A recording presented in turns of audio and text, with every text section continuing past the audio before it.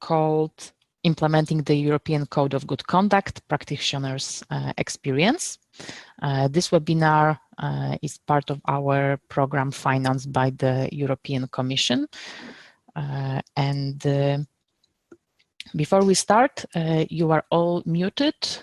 So if you want to ask a question or have a comment, you can use the chat box. There will be also time for questions, so you can then unmute yourself and ask question.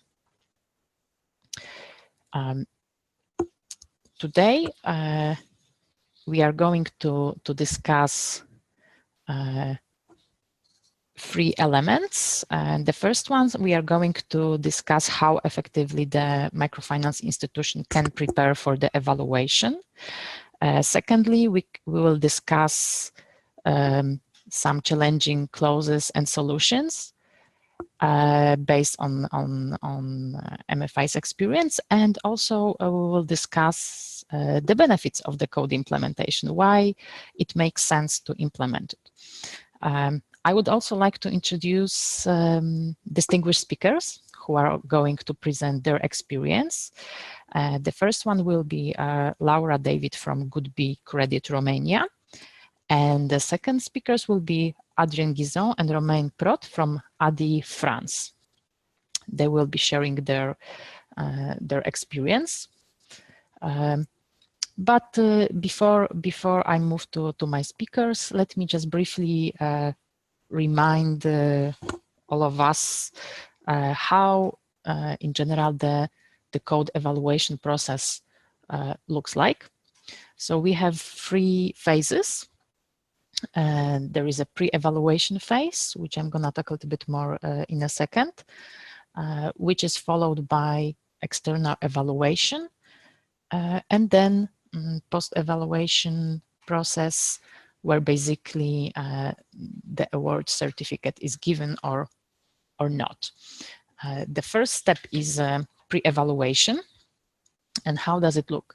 First, the institution, microfinance institution or microcredit provider, need to get in touch and get familiar with the code, sign up the code, conduct self-evaluation to see how well they are today implementing the code clauses. And then if they are ready, they can ask for external evaluation, submit their self-assessment, and external evaluation is conducted by Microfinanza rating. If after self-evaluation you realize that, okay, I have quite a few gaps, then you have time to implement. You have 18 months to implement. However, if you are a greenfield microfinance institution, you have 36 months to implement the gaps you identified. And what is the today's situation with the code implementation? We have more than 50 institutions who already sign up for the code, so they agreed to implement. And we have already 9 award organizations, and 2 of them will be presenting their experience today. What you need to do to be awarded the certificate, you need to meet all the priority clauses and 80% of all the clauses which are relevant for you. So that's what you need to do. Why it is important to implement and be awarded the certificate? It's not obligatory; it's a voluntary.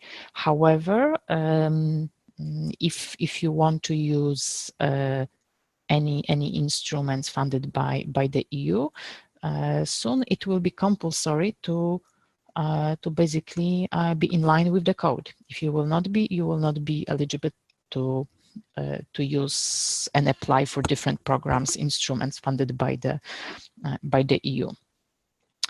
And both organizations, as I mentioned, good.bee and Addy, were awarded the the certificate. So let me congratulate them, especially good.bee, who was recently awarded.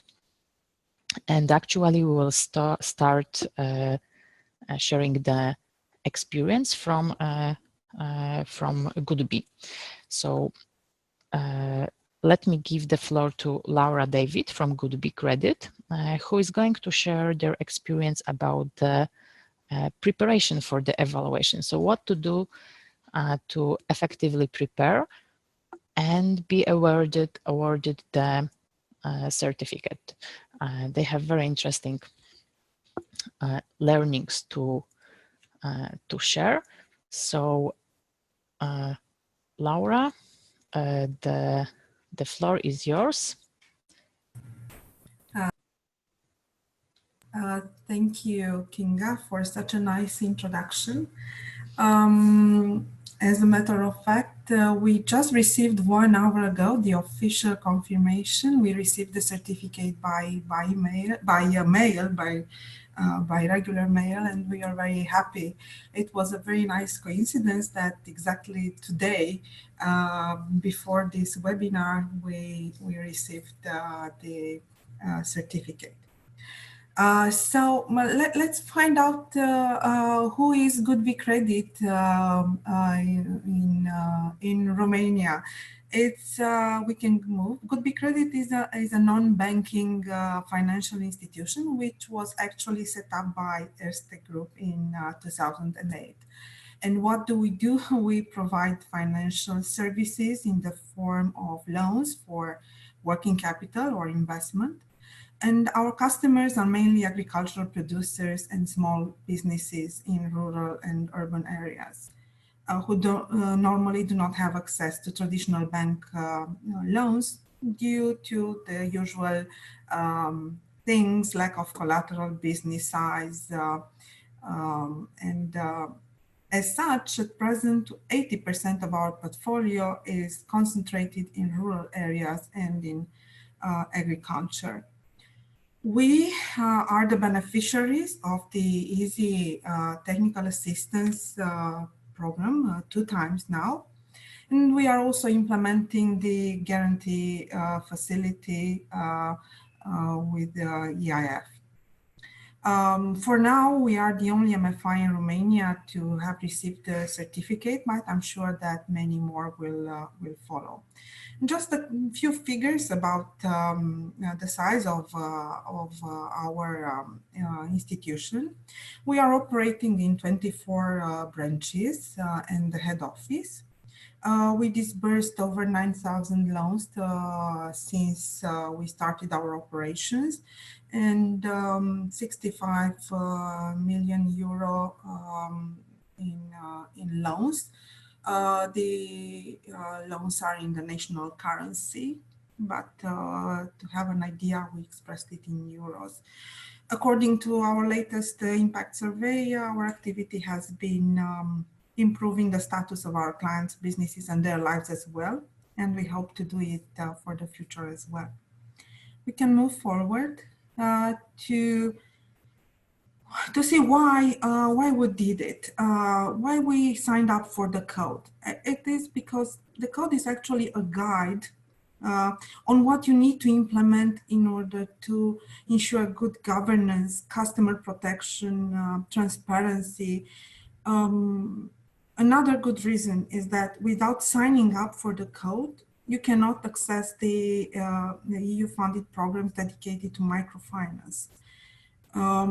And also, I think it was important for us that in an environment in Romania, especially where everybody pretends to be an MFI and to provide microfinance services, and where the national law does not make a difference between the MFIs, complying with the code is a certification of quality of services for the institution.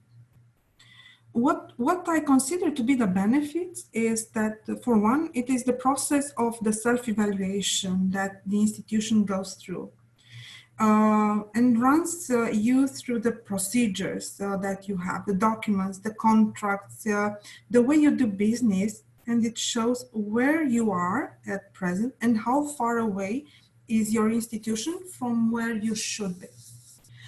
During the self-assessment, I was happy to see that good.bee credit was already aligned to a lot of clauses of the code. And since the code is a standard of the sector in Europe, it was good to realize that our institution was in the upper part. We had very good results on governance, on the risk policies, on customer protection, reporting requirements. Actually, we had a good coverage of the clauses since the beginning. Another thing is that this self-evaluation is like a due diligence conducted from inside, from the inside of the institution. You may think that the MFI is okay, that you are okay, but looking for evidence in your procedures might show that you are actually not exactly, you do not document it. Or you do not have it mentioned, the clause. So, for example, we changed and complied, just as an example, with the clause on the withdrawal right of the customers from the contract. I think it's clause 1.6. And that although it was not obvious in the beginning, why should we do it? It was just it was a priority clause, and we had to do it. In the end, it benefited us in the sales approach. Not previously requested or mentioned by our customers, but even so, it was used when selling as an advantage compared to other MFIs in the market. So it was a benefit, just an example. And although it is not too much to mention again that the MFI complying with the code can access the EU dedicated sector projects, which in the end is enabling you to have more access to more beneficiaries from your target group, and thus accomplish your objectives and social mission. So moving forward, the question is, how do we begin? It might not seem very clear in the beginning, and I wish I had Kinga's presentation when we started. It is signing up for the code, and it is actually a letter that you send to the commission. The letter is signed by a management member, the CEO, usually, and it has to be endorsed by the board members. You should also nominate within the MFI, your MFI, a contact person that knows the procedures, can work with several departments, and we allocate time for this project if you want to be successful. We actually signed up for the code in February 2015, and we took the full 18 months to self-evaluate and to comply with the code. Depending on the size of the MFI, which the size actually is established by the number of staff and by the number of clients you have at the moment when you start your self-evaluation, you have to comply with a different number of clauses. Some of them are applicable for large MFIs only, but there are priority clauses that you absolutely need to comply with. It is okay not to comply with all the general clauses. You have to comply only with 80%. But the priority clauses, it's something that you cannot go around. You have to comply 100%. And bear in mind that if you mark the clause as compliant, you have to mention the document, the procedure, the norm, the decision, something that shows the evidence of your compliance. So when you comply with all the priority clauses and with the minimum 80% of the rest, you can ask for to be evaluated. If you do not comply in the beginning, make sure to change your procedures, norms, system document so that you fulfill with the requirements and then ask for the evaluation. So for your information, we reported as ready 18 months after February 2015, which was August 2016. And we asked for the evaluation, which was conducted by Microfinanța in October 2016.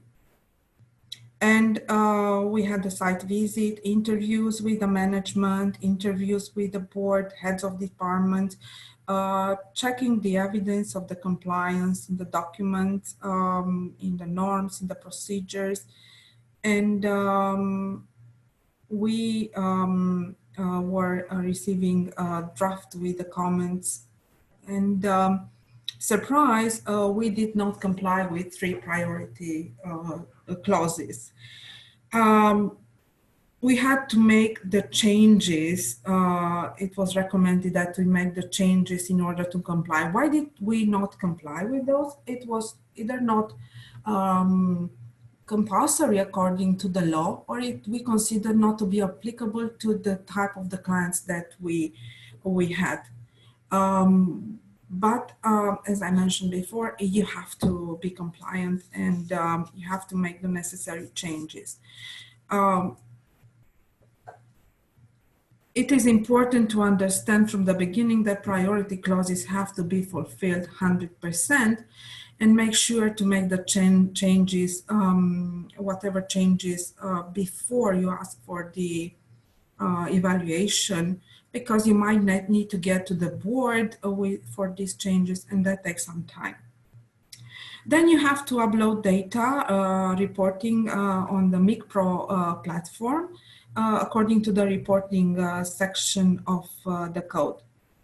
If everything goes well, you will receive an email confirmation from the evaluator, which we did in October 2017. And then the formal certificate from the commission, as I mentioned, we just received it today.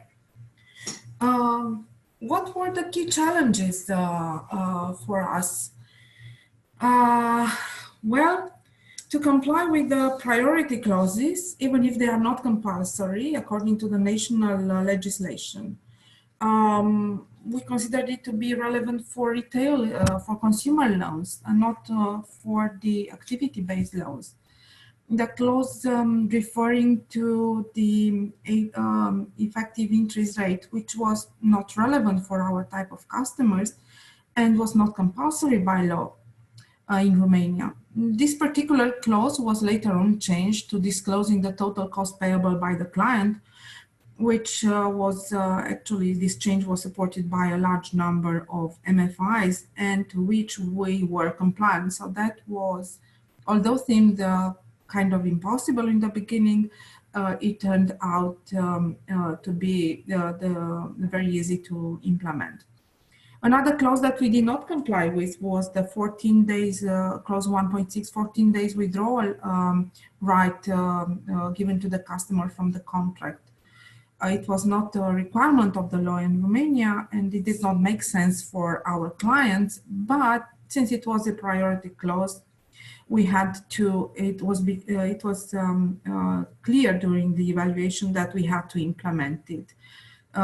So we had to make changes in the procedures and in the contracts, loan contracts for the clients.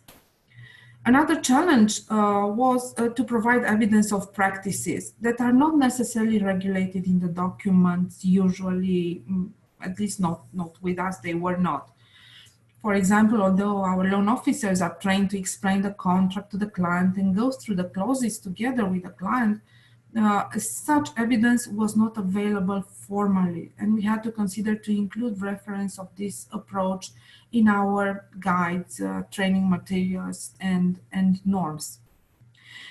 Pay attention also to the clauses that are more general and that have clauses that derive from that general clause. If you do not comply with the general one, there are minor chances that you will comply with the others, and this is somehow penalizing you on the total score.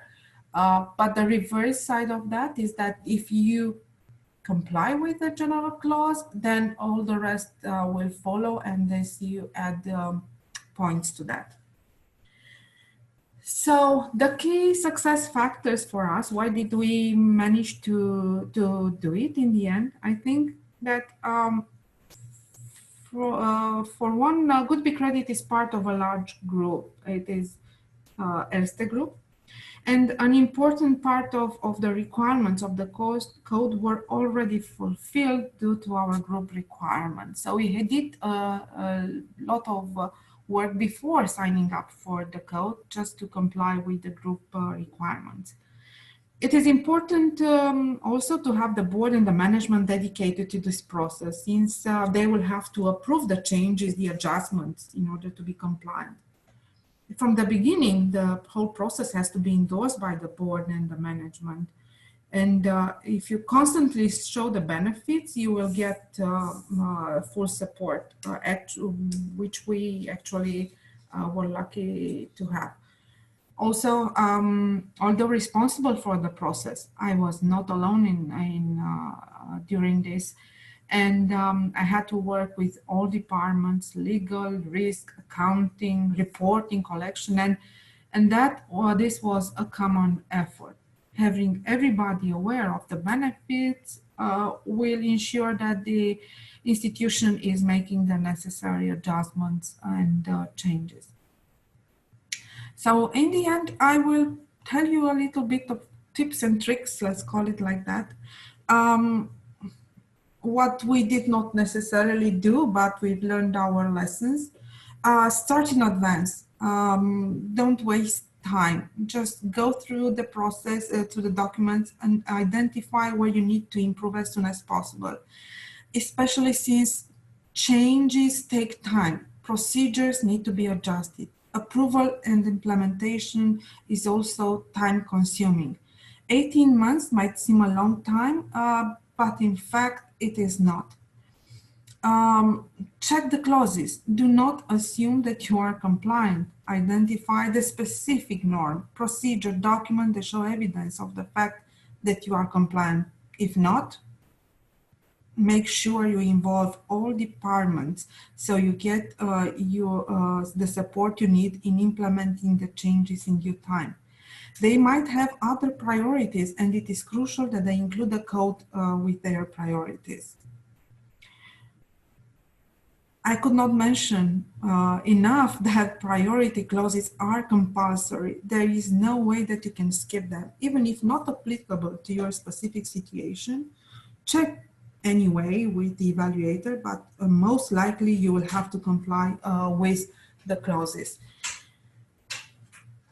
And better prepare for the changes in due time.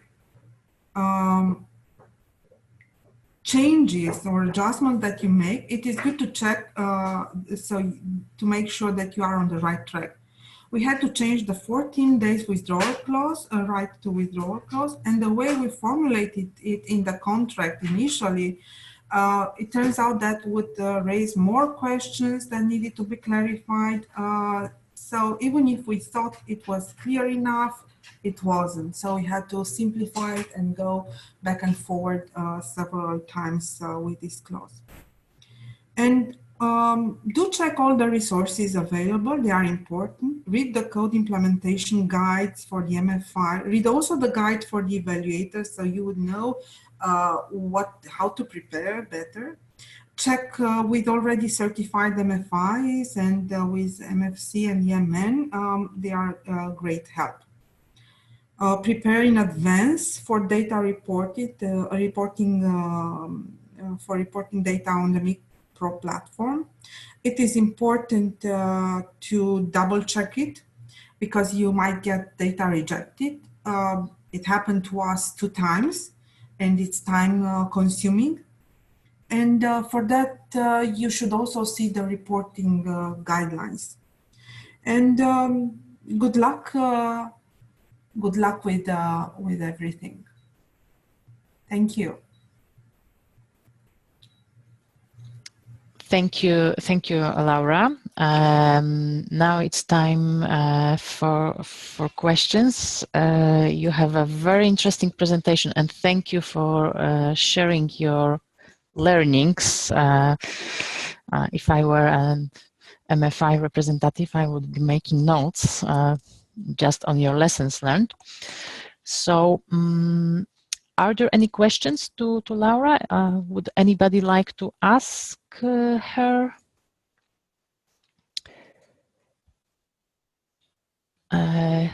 Yes, I see. So Marta, you can unmute yourself, or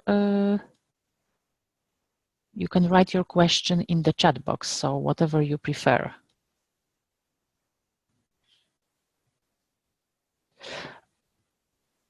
So how do you sign up to report on the MIG Pro? Yeah. How do you sign up? The MIG Pro, you have to, what I did, actually it was a previous version of MIG Pro, so our MFI was just imported to the new version. You have to put there the information on the MIG Pro. You get a user and a username and password, and you register as an MFI, not as a visitor or anything else. You have to describe what kind of MFI, what is the target client, what is the area that you cover. Then you can start generating, include reporting, sorry. And you have several sections and indicators that you need to report. Let me know if you need further clarification. I don't know if I answered your question. Thank you, Laura. Any other questions?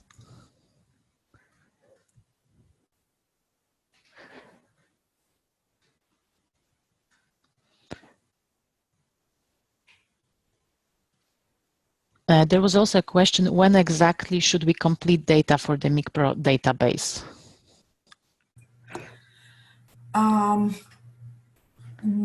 We did it after the evaluation. I tried to do it before the evaluation when I submitted the self-evaluation tool, the Excel. But the site was not properly working at that moment. It was improved since, I had to wait for the evaluation to have the figures confirmed with Microfinanza. So it would be good to have it when you send the self-evaluation. So they will also have the information on the MIG Pro when they come to for the site visit. Okay, great. Yeah, I know that the platform was, they did some work on it to fix some problems. So now it should be a little bit easier, and hopefully you will not have problems like you, Laura, had, that you had to submit data twice because it didn't work. Although I can see that you, sorry, I can see that Maria, I cannot access the platform right now. Maybe you do not have the right link. I will send you the link we have, because once it was fixed, it was easier to introduce the data. Before it was difficult because if you introduced it and you could not, if you uploaded it and you had to save it because you had to interrupt yourself from doing this, it would not save it. Now this is not an issue anymore, so it is working. And also, Maria, if you cannot access the platform, you can use the help desk. So just use the help desk to raise your problem, and they should help you fix it, hopefully. All right. Any other questions before we move to the to our next presenter? There will be still time for questions at the end. So if you have some more questions for Laura, she will be available to answer. So let me now turn the floor, the speaker, to the second presenter, Adrien Guizon from Addy, Addy France. Hello, everybody. I hope you can all hear me well. Yes, I think so. My name is Adrien. I work for Adie. I'm dedicated in particular to all the international affairs and in particular the technical assistance that Adie brings to other microfinance institutions in Europe. I'm with my colleague Romain, who will also take the floor a bit earlier, a bit later on. Yeah, next one, please.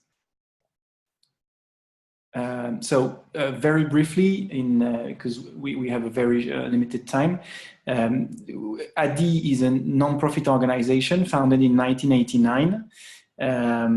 We have basically three missions: to give out loans to mainly people excluded from the mainstream banking system in France, namely that do not have access to loans in order to start or develop their small micro businesses, or that cannot get access to loans in order to let's say buy a second-hand car or to pay for their driving license courses in order to get access to the job market. So it's all related in any case to accessing job market or to create their own company. We also provide these people with business development services, meaning training and coaching services before and after loan disbursement. And we also make advocacy in favor of micro entrepreneurship and microfinance in France, but also in the European Union. And that's basically our three missions. Nowadays, our organization is the biggest one in France. We have 129 branches and almost 200 permanencies or surgeries, which cover the whole French territory, including the overseas territories. We have 500 employees and 1,300 volunteers, active volunteers that collaborate with us in particular with regards to the business development services delivery to our clients. Our portfolio is 120 million euro, and we have an average loan size of around 4,000 euro. About our impact, we created or maintained last year more than 18,000 jobs through business loans. We have a survival rate of companies that we support, which is equivalent to that of the national average. And 84% of our clients are economically included, let's say. That probably is a sort of French translation in English, but it means that they are either running their company, which is still active, or currently employed at the time of the survey. And another thing that we did recently with together with the KPMG was another sort of impact assessment, which was based on the idea of measuring the avoided costs for the French society. And the final result was that for each euro that you invest in Adie, it brings around 2.4 euro to the French community, because the people that come to us are unemployed, they depend on social benefits, on unemployment benefits, and through microloans to the BDS delivery, they become entrepreneurs, they become employed, they pay VAT, they pay taxes, and so on. So they bring money in the end to the community. About our clients, we are very proud because we stick to our initial target population, which was, as I said, people that are excluded from the mainstream banking system. And so you can see that almost half of our clients are women, that most of them are on welfare, 30% have no diploma at all. And of course, most of our clients, or many of our clients, live in poor rural or urban areas. They're young, they are immigrants and so on. In the end, people that usually are vulnerable people, I'd say. And we recently also tried to increase our focus on refugees and migrants. So 5-6 portraits of our clients. As I said, the average loan amount is 4,000, but you can see here a butcher, you can see a hairlocks seller, you can see a gardener, you can see a poultry a breeder, you can see a tailor. So that's quite representative of our clients, and there is no restriction whatsoever as regards to the industries or the type of business that we support. Of course, it is important to state that many of our clients are startups, so we don't only focus on existing companies, but we also help people, as I said, unemployed and so on, to create their own company. And I think this is also something that needs to be stressed.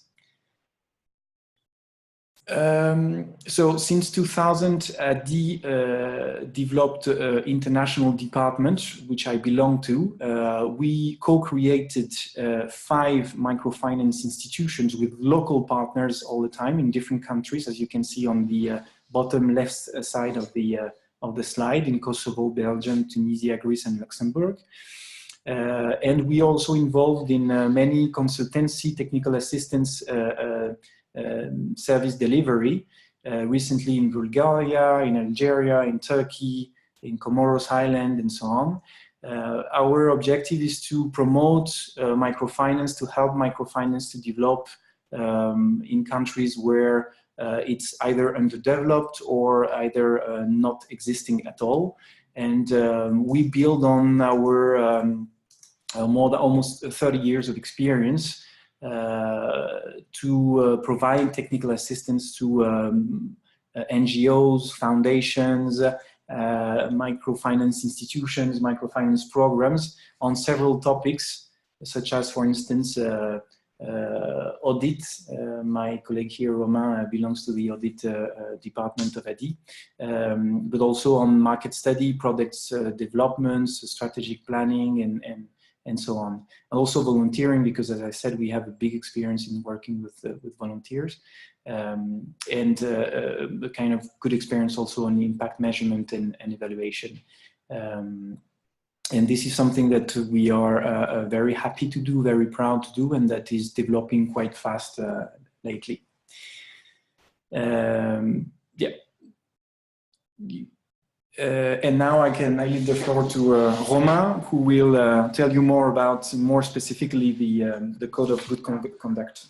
So hi everybody, this is Romain Pro speaking. As Adrien said, I'm working in the internal audit department at Addy, and I will try to present you, even if my English is not as good as Adrien, the code implementation process at Addy. First of all, we can just discuss a little bit about our motivation to start the process. Actually, we are totally convinced that harmonization of the procedure in Europe is a good thing for microfinance. And in the same time, it was also an opportunity to challenge our practices and finally improved them in the goal to offer better customer services in particular. And finally, Addy gets a lot of support from the European Commission, so it was basically natural for us to respond positively to this initiative of the codes that they promote. The process beginning with the signature of the sign-up form in June 2015. Then we've got, and there is a mistake on the slides, we had an audit which was performed by Microfinanza in January 2017 and not 16 as it is written on the slide. And then the steering committee approves Addy compliance to the code in March 2017, with a compliance rate of 94%. As you know, the compliance rate minimum is 80, so it was okay for us. But nevertheless, the work isn't finished, and we've got 11 unmet clauses, and we can discuss that right now. If we can move forward, thanks. So let's discuss about a sample of those unmet clauses. 3 of them are related to the information to the customers and the customers area. One of them, this first one, is the right to early withdrawal. Actually, at Addy, it was possible to do it for our customers, but it wasn't explained clearly as it wasn't the point of our contract. So we decided basically to add this information to our contract, as you can read it on the slide. With this sentence, the customers just know that this possibility exists. That was for the first clauses. Could we move forward to the second one? The second is about the information in annual loan statements. Actually, Addy has created an online customers area where clients can monitor the loan at any time. And Addy makes effort to promote this platform among customers to encourage appropriation by users. Actually, this information is included in our contracts, and every managers follow that the website is used by clients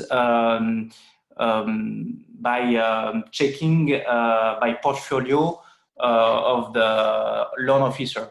I'm not sure that this sentence was... The idea is that we already had started to work on this customer area even before we entered into the process of complying with the code. But what we did was to strengthen the monitoring process and make sure that most of clients would actually create their account on this customer area and would actually use it. So it's included in the credit agreement now, and the managers of the loan officers, depending on the results, we monitor portfolio by portfolio how many clients use this, and if we see that on one portfolio, let's say there is a deficit, then the managers of the loan officers concerned would, in this management framework and so on, insist on that issue, that the loan officer should promote this towards this client, his clients, and so on. So that basically ensures that a large majority of our clients use this tool, which is actually quite very useful for them. Thank you, Adrien, for this precision, and then we can move forward to the next slide. And the last clauses about the information to the customers was the right to complain. And as the first clause I present, the simplest way was to add an article on our contracts, and this is the one presented on the slide. That's it. You can read it. Then 2 important clauses was related to the governance. The first clause says the effectiveness of the board will be reviewed periodically by the General Assembly or the Annual General Meeting or equivalent body. So to formalize the assessments of the board by the Annual General Meeting, a vote is made during the Annual General Meeting, and the first vote was made in March 2017, and then we will do that the next years to answer the clause for sure, and also because we think that it's a good way to evaluate the board work. And the last clause we wanted to discuss today is about the non-access of improper persons to the board. The clause said that this information has to be written in an official document of the association. So we decided to add it into Addy's belays. and it will be done as soon as possible, as this kind of modification of the statutes has to be approved by the annual general meeting. Our next one will be in March 2018, and we hope that we could do that in this one general meeting. If not, it will be done the next one. To achieve all the modification necessary to comply with the codes, each clause was appointed to the competent units. That means the CFO, the back office, the IT, and the work was done under the supervision of the audits, the internal audits units, according to an action plan previously determined. That means that each clause was given to a salary of the competent units, and then the supervision is made by the internal audit. That means me and my manager. The idea is to be sure that everything is made in the planning we decided, and to be sure that the work is correctly made. I don't know if Adrien, you want to add something? No, I think it's coherent with what Laura said beforehand. Is that it's an important work. It requires a lot of effort and work, and so I think that you need to be well structured. I mean, it's easier if you're well structured, if you're big enough to have specific units like financial, like risk management, human resources, and so on, that each unit can handle, let's say, a bucket of clauses and work specifically on the actions to be undertaken in order to comply with the code. And it's easier if you have a sort of supervision unit. In that case, in our case, it was the audit and internal control unit, which make sure that each unit, each department properly work and match, respect the action plan and do it. And this is why I think that it's easier, let's say, for bigger institutions like Addy or like good.bee, rather than for a very small and tiny institution, because if you don't have this organization chart inside your own organization, it makes things more difficult. And as Laura said, 18 months might seem a lot, but in the end, it's not. Okay, Adrien, Romain, thank you very much for your presentation. I'm very happy to to see that despite you complied with the code, you received the certification. The work didn't finish. That you continue the changes based on what you thought it's important. And yes, I agree with both of you that it's definitely easier for the organizations who has certain departments, units established. But let's also remember that if you are a small organization, not all the clauses are, you don't have to comply with all the clauses. There are certain clauses which you may not comply if you are small. And if you are a young organization, also you have more time because you have 36 months to improve all the gaps you have. Are there any questions to Adrien or Romain from Addy?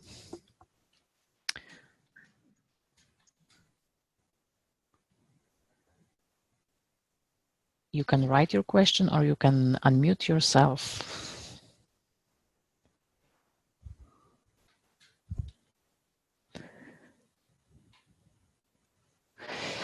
Yeah, there is one question. I have a question for the investor relations, part 126, 129. We take deposits from our clients to, are they our investors? This is the question from Maria. Do you want us to answer this? Yes, yes, please. Yes, please. I don't think so, but no. Actually, the investor is the people with the donors of the institution. Your client is your client, even if you take deposit from them. That's it. Yeah, I would agree with that.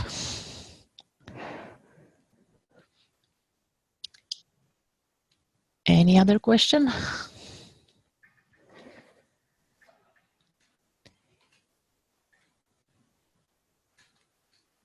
Okay, Martha, you have a question.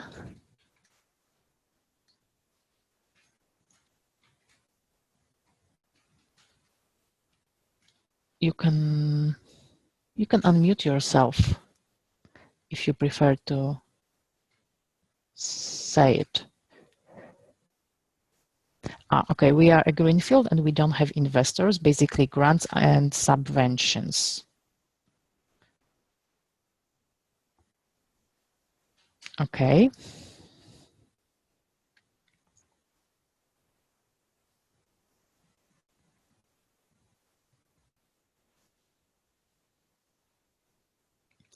And the question is, how do we prove that we don't apply for that part? I'm not sure I understand the question. Yeah, me neither. Martha, perhaps you, you unmute, yeah, and you just ask your question. Yes, I want to know how exactly can we prove that we don't really have investors to apply to all that part relative to the investors. But do you mean that you mean clients from whom you take deposits? Like your clients, they're not investors. Yeah, we don't have like we have grants from the European Union and from Madrid